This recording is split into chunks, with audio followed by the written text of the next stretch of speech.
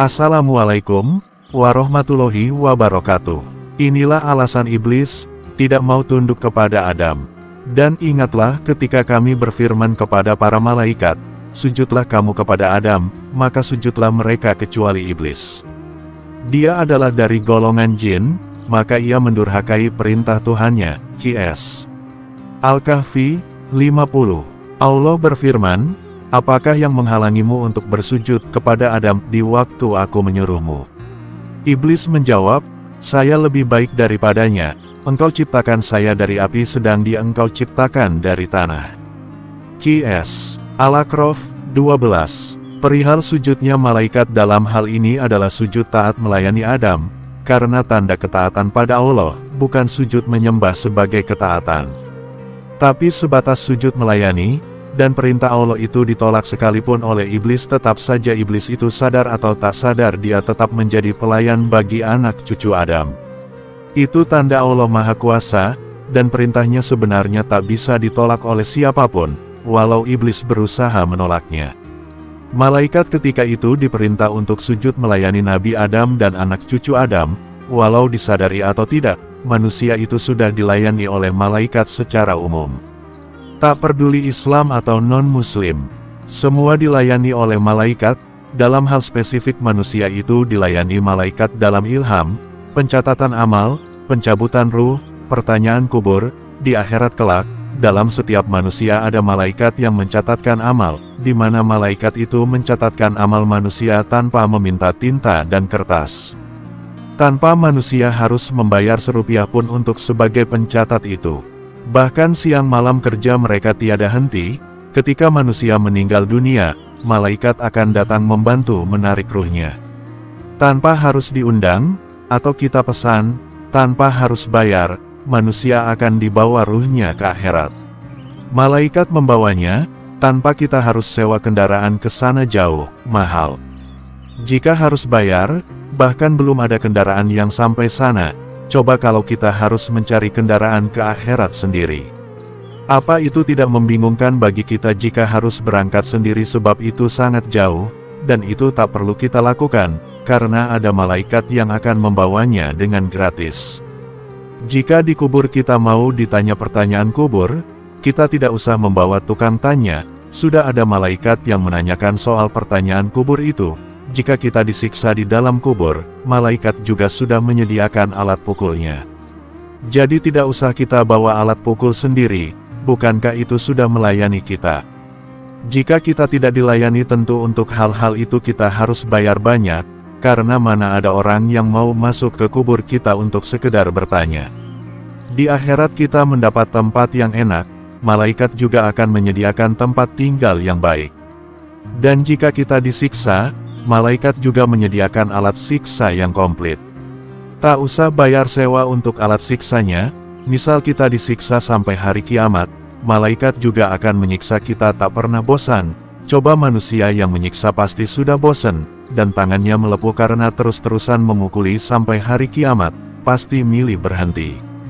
Tapi malaikat dengan sabar melayani menyiksa, tak minta bayaran sama sekali, walau tiap hari menyiksa, semua gratis, itu bentuk pelayanan siksa.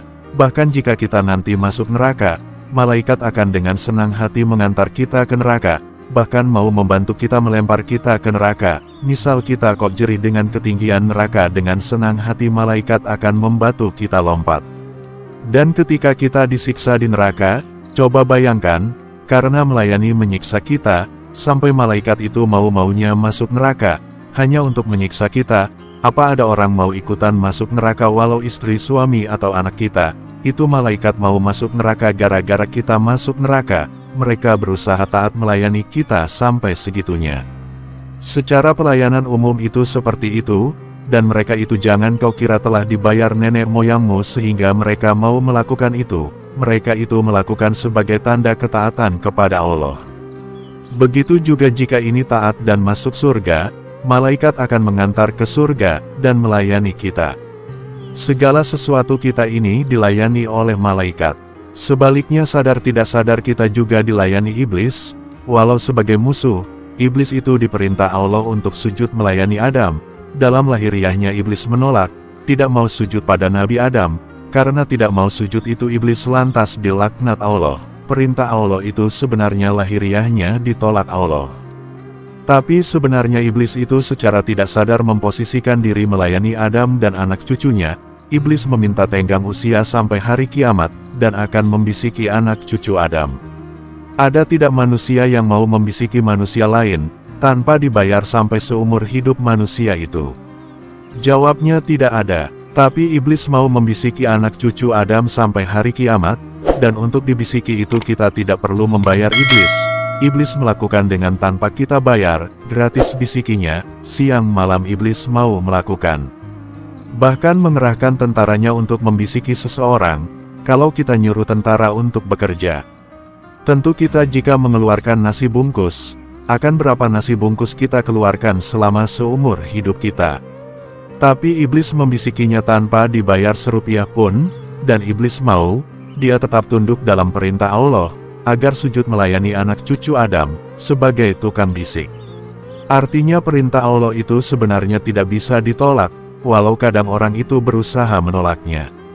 Bahkan bisikan iblis itu bisa menjadi tolak ukur kita untuk mengukur antara iman dan ingkar kita, jika ada sifat-sifat iblis di dalam tubuh kita, seperti merasa lebih baik dari orang lain, sombong, ujub, riak, pemarah, maka itu tandanya ada iblis yang sedang membisiki kita dan kita tandanya orang yang ingkar dalam bahasa, dan menjadi orang yang sedang ditawan oleh iblis. Jika iblis sudah membisiki kita itu tandanya kita adalah orang yang mengkhawatirkan dia, dan kita tandanya ada di jalan yang lurus. Jika iblis tak sanggup menggoda kita, maka iblis akan menggoda orang terdekat kita, istri, anak, ayah, ibu. Lalu melebar ke menggoda tetangga, dan makin jauh menyuruh dukun santet sebagai kepanjangan tangan iblis, agar merecoki perilaku kita yang mengkhawatirkan dia, karena mengajak kepada ke jalan kebenaran. Iblis akan melakukan serangan, bahkan serangan yang dilakukan oleh pasukan iblis itu sendiri, sebagai wujud kekhawatiran mereka makin besar atas perilaku kita berjuang di jalan Allah. Jika kita sudah berjuang di jalan kebenaran, memperjuangkan agama, tapi kok iblis tidak tertarik untuk mengganggu kita, sama sekali tidak ada gangguan dari anak istri, dari tetangga juga ayam-ayam aja, dukun santet pun tak menyerang sama sekali. Kamu kok di dalam situasi seperti itu, kamu harus curiga, misalkan saya contohkan, kamu lagi main sepak bola. Kok tidak ada musuh menyerangmu merebut bolamu, padahal aturan mainnya kalau main bola itu ya umumnya jika kita membawa bola, maka akan ada musuh yang memperebutkan bola yang kita bawa.